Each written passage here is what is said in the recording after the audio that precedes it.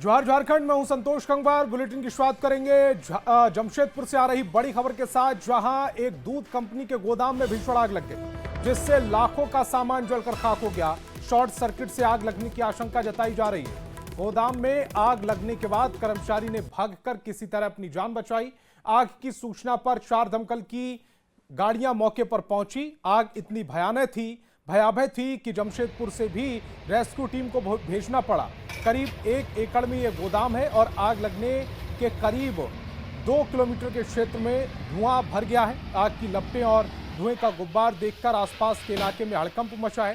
गोदाम में रखा भारी मात्रा में डेयरी प्रोडक्ट जलकर खाक हो चुका है। 2 तस्वीरें फिलहाल आपकी टेलीविजन स्क्रीन पर, एक तरफ धुएं का गुब्बार है और दूसरी तरफ आग की लपटें हैं। दोनों ही तस्वीरें ये बता रही हैं कि आग कितनी विकराल लगी थी, जिसे NH 33 के पास ये पूरा अग्निकांड हुआ है, जिसमें लाखों के सामान का नुकसान हुआ है। और रामगढ़ में अवैध चाल धंसने से 4 लोगों की दबने से मौत हो गई, जबकि इस हादसे में कई लोग घायल हुए हैं, जिन्हें अस्पताल में भर्ती कराया गया। CCL कर्मा परियोजना से सटे महुआ टुंगरी के पास ये लोग अवैध रूप से कोयला निकाल रहे थे, तभी 4 धंस गई। कुछ लोग इसमें दब गए, जिसमें 4 लोगों की मौके पर ही मौत हो गई है। 2 तस्वीरें फिलहाल आपकी टेलीविजन स्क्रीन पर, एक तरफ कुछ लोग नजर आ रहे हैं जो इस हादसे के बाद इकट्ठा हुए, दूसरी तरफ ये तस्वीर इस समय आप देख पा रहे हैं। अवैध कोयला का उत्खनन हो रहा था और इसी दौरान ये हादसा हुआ है, जब चाल धंस गई, जिसमें 4 जिंदगियां दब गईं। जितना लापरवाही से अपना काम ही कर रहे हैं कि किसी भी प्रकार के इनका सेफ्टी नहीं है और बिल्कुल खुले खदान है। और अब हमारा गांव जो महुआ टुंगरी से चल के इन लोग आए थे, 200 मीटर 150 मीटर की दूरी में गांव है, वहां से चल के आए थे। वहां एक भी सिक्योरिटी नहीं था। अभी 3 गो बच्चा है और इसका वाइफ जो है वो भी, उसका भी कमर टूटा हुआ है, वो भी अभी हॉस्पिटल में है और उसका भी स्थिति बहुत नाजुक है। अब ये लोग को कौन देख रेख करेगा? क्या मांग आप लोग का? मांग है अधिक से अधिक मुआवजा मिले ये लोग को। CCL प्रबंधन के तरफ से यह आग्रह कर रहे हैं, दबाव बना रहे हैं कि क्या उसको सहानुभूति इस परिवार के प्रति देखते हुए उनको उचित राशि मुहैया करा जाए, ताकि आश्रित परिजन को गुजर बसर हो सके। रामगढ़ में कोयला के अवैध उत्खनन के दौरान चाल धंसने से 4 लोगों की मौत हो गई। घटना के बाद ग्रामीण CCL से मुआवजे की मांग पर अड़े हैं और परियोजना कार्यालय गेट के पास चारों शव रखकर मुआवजे की मांग कर रहे हैं। हादसे के बाद रामगढ़ SDO, SDPO और दूसरे अधिकारियों ने घटना स्थल का जायजा लिया। जांच की बात कहते हुए मुआवजे के लिए CCL और परिजनों के बीच में वार्ता चलाने की जानकारी दी। सांसद प्रतिनिधि ने हादसे के जिम्मेदार लोगों पर हत्या का मुकदमा दर्ज करने की मांग की है। पूरे मामले में DGMS के नियमों के उल्लंघन के साथ कोयले के अवैध उत्खनन का भी आरोप लग रहा है। स्थान है जहाँ पर घटना घटित हुई है, वो CCL के बीज एरिया के अंदर में है। हम लोग घटनास्थल का हमारे DSP साहब दौरा किए हैं और जो भी यहाँ पे घटना घटी है उसके बारे में जांच की जा रही है। लोग जो जिनका डेथ हो गया है उनके मुआवजा के संबंध में CO साहब और बाकी हम लोग सब वार्ता कर रहे हैं। का परिजन है, उनको उचित मुआवजा जो है सरकार उपलब्ध कराए और आगे से इस तरह की घटना की पुनरावृत्ति ना हो, आगे भी कोई जो झारखंडी का मौत इस तरह से नहीं हो, इसके लिए जो है एक उच्च स्तरीय जांच की टीम बने और कौन कौन लोग इसमें इन्वॉल्व हैं, कौन कौन लोग इसमें दोषी हैं, उनके ऊपर कठोरतम कानूनी जो है कि कार्रवाई होना चाहिए। मैं मौजूद हूँ कुज्जू एरिया के CCL कर्मा ओपन कास्ट परियोजना के पास। देख सकते हैं ये CCL Karma open cast mines है और जहाँ पर भीड़ जा रही है, देख सकते हैं कैमरे के माध्यम से, उसके ठीक सामने में वहाँ पर चाल धंसा है, जिसके अंदर 4 मजदूर दब के मर गए हैं और 4 से अधिक घायल बताए जा रहे हैं। सवाल उठता है कि जहां पर CCL का कोयले का ठीक बगल में यहाँ पर उत्खनन हो रहा है, उसके ठीक बगल में इलीगल माइंस कैसे चल रहा था, ये कई सवालों को यहाँ पर जन्म दे रहा है। स्थानीय ग्रामीण जो है CCL प्रबंधन पर आरोप लगा रहे हैं कि CCL प्रबंधन ने खदान का चारों तरफ से घेराबंदी क्यों नहीं की, यहाँ पर बाउंड्री वाल क्यों नहीं कराया, लोग कैसे खदान के अंदर सीधे घुस जा रहे हैं। ये कहीं न कहीं DGMS नियमों का उल्लंघन बताया जा रहा है। फिलहाल 4 जिंदगियां जो हैं यहाँ पर खदान के अंदर में मौत के गाल में समा चुकी हैं और 4 से अधिक लोग अभी अस्पताल में भर्ती हैं, जिनमें से कई लोग गंभीर रूप से घायल बताए जा रहे हैं। फिलहाल इस पूरे मामले की उच्च स्तरीय जांच करने की जरूरत है। जावेद खान, न्यूज़ 18, रामगढ़ में अवैध चाल धंसने से 4 लोगों की मौत मामले में झारखंड बीजेपी के अध्यक्ष बाबूलाल मरांडी ने सोशल मीडिया एक्स पर पोस्ट कर सीधे सरकार पर सवाल उठाए। बाबूलाल मरांडी ने हादसे पर दुख जताते हुए कहा है कि इसके लिए सरकार को जिम्मेदार ठहराया जाना चाहिए। उन्होंने कहा कि ये कोई हादसा नहीं है, ये हत्या है। ये हत्या उस भ्रष्टाचार और निकम्मी सरकार की लापरवाही से हुई है जो दिन के उजाले में चल रहे इस अवैध कारोबार से अपनी आंखें मूंदी बैठी है। से कोयला की चोरी का भी एक सिंडिकेट बना हुआ है और उस सिंडिकेट के माध्यम से ही कोयला की इस प्रकार के उत्खनन कराया जाता है, कोयला की चोरी करवाया जाता है और सरकार के संज्ञान में सब कुछ है। बल्कि हम तो ये कहेंगे कि सरकार की देखरेख में ही ये सारे काम होता है। सीसीएल बीएड के प्रक्षेत्र में बोकारो कोलियारी के बेरमो के खटाल में भूमिगत आग भड़कने से लोगों में दहशत का माहौल है। दमकल की गाड़ी आग पर काबू पाने की कोशिश में जुटी है। पहले कोयला के स्टॉक में आग लगने के बाद धीरे धीरे आग भूमिगत होती चली गई और बरसात के दिनों में धुआं का रूप लेती हुई नजर आई। आग लगने की घटना आम हो चुकी है। यही कारण है कि बीएनके परिक्षेत्र के बोकारो कोलियरी एरिया में भी आग लगी है और इसको लेकर जो है प्रबंधन आग बुझाने का काम कर रही है। वहीं अगर हम बात करें तो बीएनके एरिया के बोकारो कोलियरी के खटाल क्षेत्र में भूमिगत आग पर काबू पाने के लिए जो है लगातार परियोजना के जो पदाधिकारी हैं वे लगे हुए हैं, दमकल से आग को बुझाने का काम कर रहे हैं। वहीं अगर हम बात करें तो जो पूरा खटाल का एरिया है बोकारो कोलियरी क्षेत्र का, उसमें आग लगी है और लगातार धुआं उठता है। जब बारिश होती है तो उसका जो है असर है वो काफ़ी देखने को मिलता है, जो है गैस निकलता है, धुआं उसमें निकलते रहती है। तो ऐसे में कह सकते हैं कि जो परियोजना के पदाधिकारी हैं लगातार जो है दमकल की गाड़ियों से आग बुझाने का काम कर रहे हैं। लेकिन सवाल यह उठ रहा है कि आखिर कोलियरी के जो डंपिंग एरिया है, जो कोलियरी क्षेत्र है, उसमें आग लगकर फिर भूमिगत खदान में आग की बढ़ जा रही है। तो सवाल यह है कि आखिर आग लगती कैसे है और आग लगने की घटना का मुख्य कारण क्या है, इसकी पड़ताल होनी चाहिए और जो देश का जो राजस्व है, जो संपत्ति है, उसको बचाने का प्रयास लगातार कोलियरी प्रबंधन को करनी चाहिए। मृत्युंजय कुमार, न्यूज़ 18, बोकारो। खबर धनबाद से, जहां एक और बारिश ने डेंजर जोन में रहने वाले लोगों की मुसीबत बढ़ा दी, तो वहीं दूसरी ओर बीसीसीएल के अंतर्गत संचालित आउटसोर्सिंग कंपनी भी लोगों की मुसीबत बढ़ा रही। आउटसोर्सिंग कंपनी कोयला खनन और हैवी ब्लास्टिंग कर रही है, जिसके कारण भूत धसान की घटनाएं हो रही हैं, घरों में दरार आ रही है, जिसे लेकर ग्रामीणों में भारी गुस्सा है।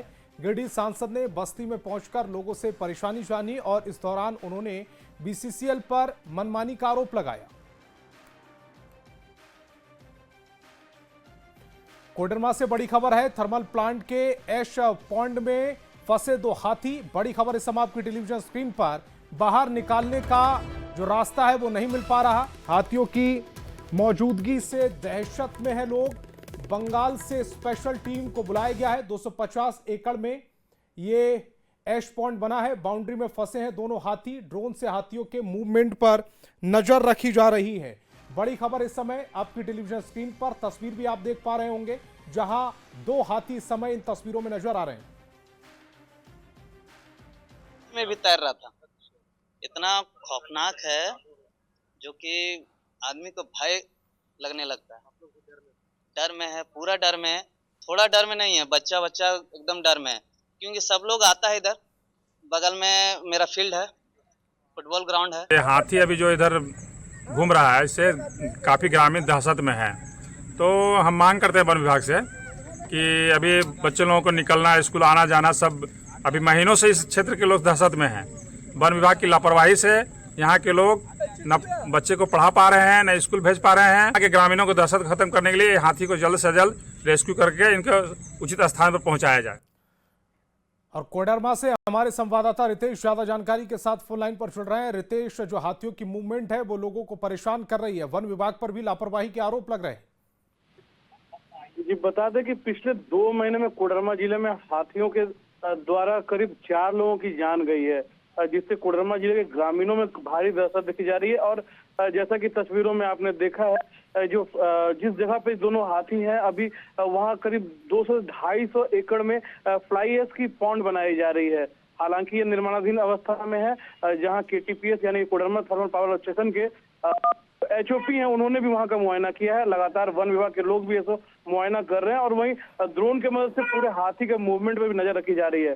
वहीं बांकुड़ा से हाथी को रेस्क्यू करने वाली टीम को बुलाया गया है, जो हाथी को रेस्क्यू करेंगे और उस स्थान से बाहर जंगल की ओर खदेड़ने का काम करेंगे। जी रितेश, इस तमाम जानकारी के लिए आपका बहुत बहुत शुक्रिया। और युवाओं की बेरोजगारी का फायदा उठाकर उन्हें ठग बनाने वाले गिरोह पर रांची में CID की टीम ने दबिश दी। नामकुम थाना क्षेत्र के केतारी बागान में CID की टीम ने छापेमारी की। आरोप है कि नौकरी के नाम पर झारखंड समेत बिहार और ओडिशा के करीब 1000 से ज्यादा युवाओं से नौकरी के नाम पर ठगी की गई थी। हर युवक युवती से 20 से 30 हजार रुपए लिए गए थे। ये गिरोह नौकरी के नाम पर युवाओं को लाकर रांची के विभिन्न जगहों पर रखता था। युवाओं को किसी से भी मिलने या बाहर जाने की इजाजत नहीं होती थी। इन्हें बस 2 टाइम का खाना दिया जाता था और कई तरह की एक्टिविटी कराई जाती थी। लोग हैं, बच्चे हैं, सब बिहार के गरीब के, ठीक है, बिहार उड़ीसा के भी है ना, वहाँ सीतामढ़ी बॉर्डर के हैं। और धनबाद से बड़ी खबर मिल रही है। सड़क हादसे में 2 लोगों की मौत हो गई। 2 प्रतिष्ठित कारोबारी के बेटे थे दोनों। कोलकाता में दोनों का बिजनेस था। राजगंज में पेट्रोल पंप के पास यह हादसा हुआ है। विशाल कृष्णानी के बेटे की मौत हुई है। हृदयाल सिंह के बेटे की भी मौत की खबर इस समय मिल रही है। हादसे में 2 लोगों की मौत है। दोनों प्रतिष्ठित कारोबारी के बेटे बताए जा रहे हैं। बड़ी खबर इस समय आपकी टेलीविजन स्क्रीन पर। दोनों का बिजनेस जो था वो कोलकाता में स्थापित था और अब यह हादसा हुआ है राजगंज में पेट्रोल पंप के पास, जहां तस्वीरें भी इस समय आपकी टेलीविजन स्क्रीन पर हैं। एक लग्जरी कार जिसका एक्सीडेंट में बुरा हाल है और इसी में उन दोनों शख्स की मौत हो गई। बिहार में शराबबंदी का लाभ उठाने के लिए झारखंड में शराब माफिया एक्टिव है। शुक्रवार को रांची के टाली सिलवे में 500 पेटी अवैध विदेशी शराब के साथ 2 आरोपी गिरफ्तार किए गए। बताया जा रहा है कि मूवर्स और पैकर्स के ऑफिस की आड़ में अवैध शराब का खेल चल रहा था। इसे लेकर उत्पाद विभाग CID जांच की अनुशंसा करेगा। शराब के इस पूरे खेल का मास्टरमाइंड बिहार भाग गया है, जिसकी तलाश की जा रही है। इन्वेस्टिगेशन हो रही, मकान मालिक का नाम का भी पता किया जा रहा है और हम लोग आगे देखेंगे, जिसमें कोशिश यही करेंगे जो CID को, क्योंकि एक्सपर्टीज ने CID को भी केस ट्रांसफर करने का हम अपने स्तर से अनुशंसा जरूर करेंगे। सर गिरफ्तार कौन कौन है, क्या है? गिरफ्तार एक अभिषेक कुमार, एक राहुल कुमार हुए हैं, लेकिन इसके पीछे कौन है उसकी भी पता हम लोग चल रहा है। उस पर शायद पहले भी केस हुआ है, जो हम लोगों के पास सूचना है, जो अभी बिहार या उससे भी बाहर भाग गया है यहाँ से। अब बड़ी खबर चतरा से, जहां पुलिस ने एक बार फिर अफीम की बड़ी खेप को जब्त किया है। पुलिस करीब 1 करोड़ से ज्यादा की अफीम जब्त की।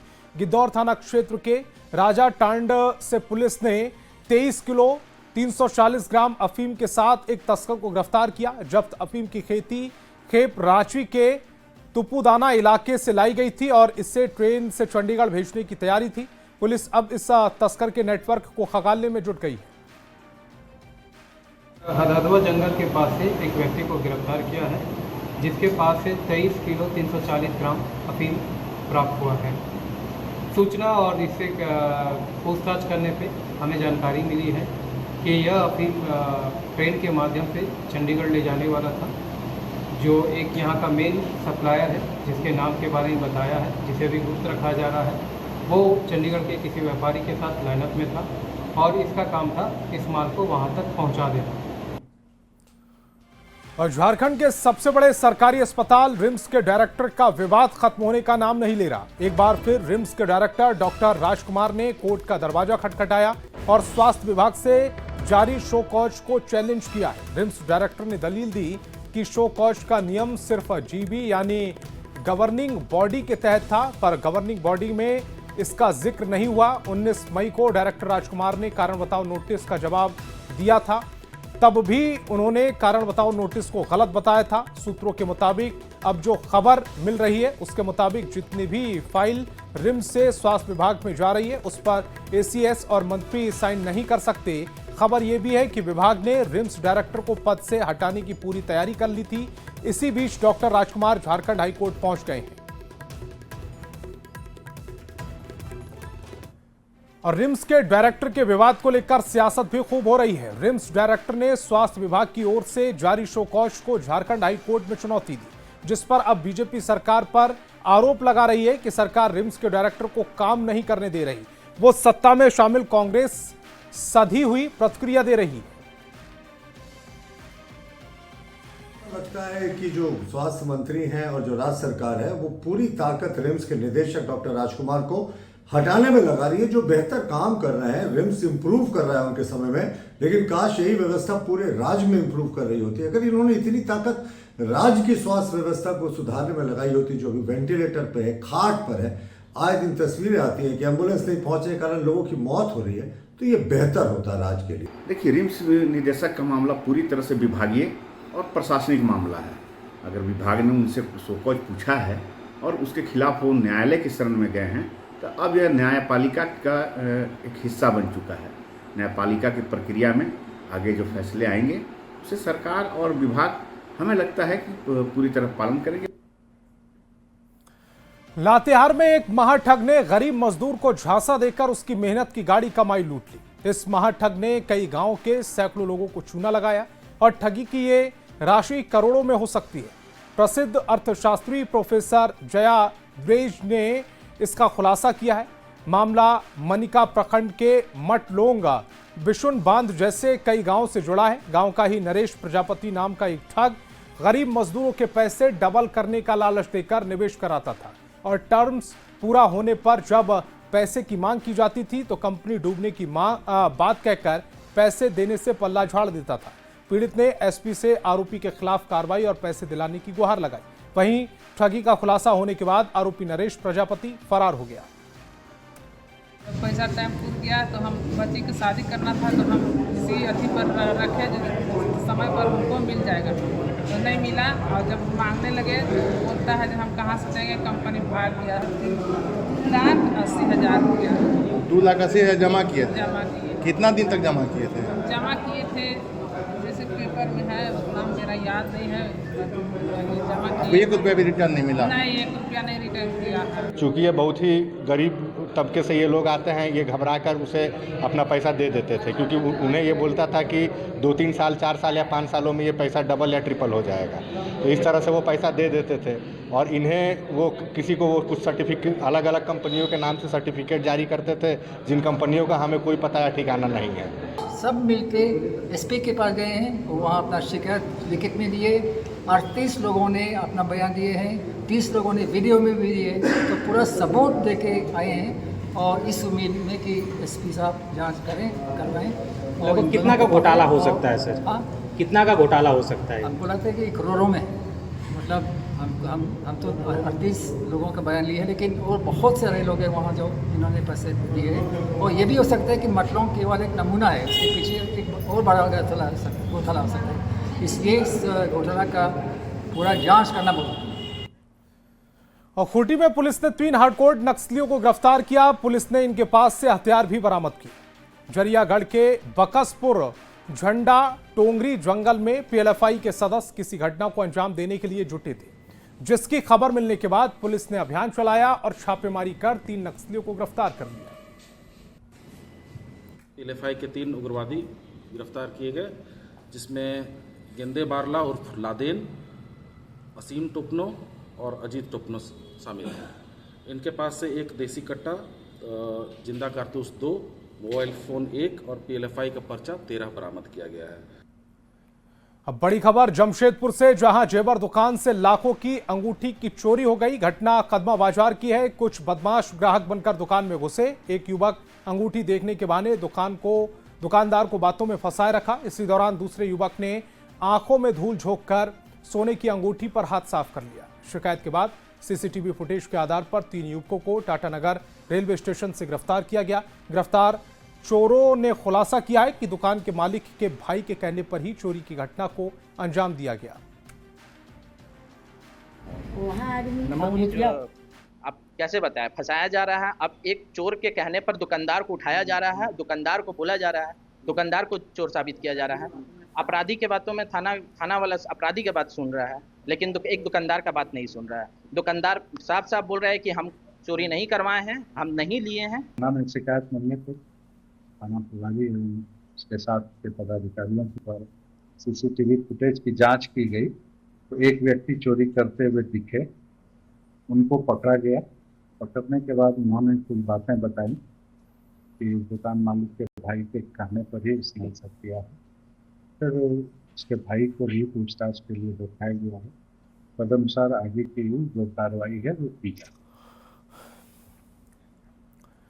अब बड़ी खबर जामताड़ा से है, जहां पुल के अभाव में बच्चे अभिभावकों के कंधे पर स्कूल जाने को मजबूर हैं और पुल की मांग पर इलाके के जनप्रतिनिधि पॉलिटिक्स कर रहे हैं। यह तस्वीर जिला मुख्यालय से महज आधा किलोमीटर दूर फागुडीही और नामूपाड़ा के बीच की है। स्कूल जाने के लिए बच्चों के पास यही एक रास्ता है और बरसात के दिनों में इसी जोरिया को पार कर जाने को मजबूर हैं। स्कूल यूनिफॉर्म में इन बच्चों के जूते और ड्रेस ना खराब हो जाएं, इसके लिए बच्चे अभिभावकों के कंधे पर इस जोरिया को पार करते हैं, नहीं तो करीब 10 किलोमीटर ज्यादा घूमकर स्कूल जाना पड़ेगा। हैरानी की बात यह है कि पुल की मांग पर स्थानीय विधायक और मंत्री इरफान अंसारी का कहना है कि लोग चुनाव में जाति धर्म देखकर वोट करते हैं और इसी का खामियाजा इन्हें भुगतना पड़ रहा है। क्योंकि यहाँ से हम लोग का स्कूल लगभग आधा किलोमीटर दूर है। बारिश होने के कारण हम लोग इधर से नहीं जा पाते, क्योंकि यहाँ एक जोरिया वहाँ बहुत परेशानी होता है, जिसके कारण हम लोग उधर से घूम कर 10 किलोमीटर जाना पड़ता है। बारिश होने के कारण हम लोग नहीं जा पाते। इस जोरिया में तुरंत जो है इस पर पुल बनाया जाए, क्योंकि बरसात में बारिश होने के कारण जो है बच्चे स्कूल नहीं जा पाते हैं, और अगर किसी तरह से जाते हैं तो 10 साल 12 साल का बच्चों को जो है कंधा में उठाकर जो है जोरिया पार करना पड़ता है। वहाँ के लोगों से यही कहूँगा, देखिए चुनाव में आप लोग जात पात करते हैं, धर्म के नाम पर हमें मदद नहीं करते हैं। आज आपके बच्चे अगर पुल क्रॉस करेंगे, नदी में आप दिखा रहे हैं फोटो की नदी पार कर रहा है, ये नौबत क्यों आ रही है?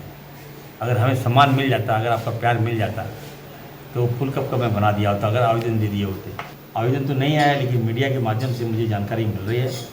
मैं इस पुलिया को जल्द से जल्द बनवा दूंगा, ताकि जिस तरह से आप तस्वीर दिखा रहे हैं दोबारा इस तरह की तस्वीर आप ना दिखा पाएँ। खबर गिरिडीह से, जहां डिग्री कॉलेज में इंटरमीडिएट की पढ़ाई बंद करने और छात्र छात्राओं को दूसरे कॉलेज में शिफ्ट करने को लेकर आक्रोश देखने को मिल रहा है। आरके महिला कॉलेज की 12वीं की कई छात्राएं डीसी कार्यालय पहुंची और शिक्षा अधिकारियों से अपने भविष्य को लेकर गुहार लगाई। छात्राओं ने कहा कि नए शिक्षा नीति के तहत अब डिग्री कॉलेज में 12वीं का नामांकन बंद कर दिया गया है, जिससे उनके भविष्य पर संकट मंडरा रहा है।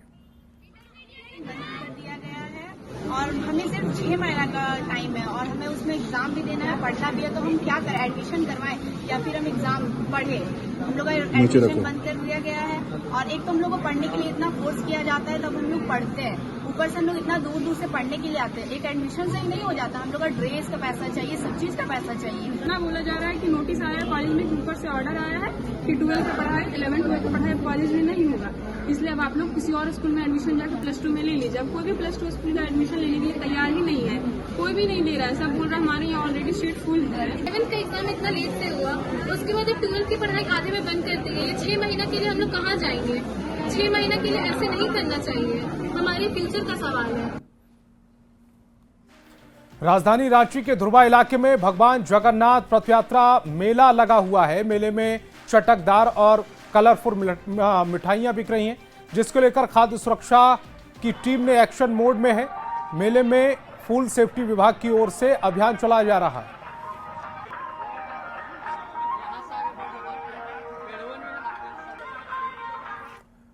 तो इस बुलेटिन में फिलहाल इतना ही। आप देखते रहिए न्यूज़ 18 बिहार झारखंड।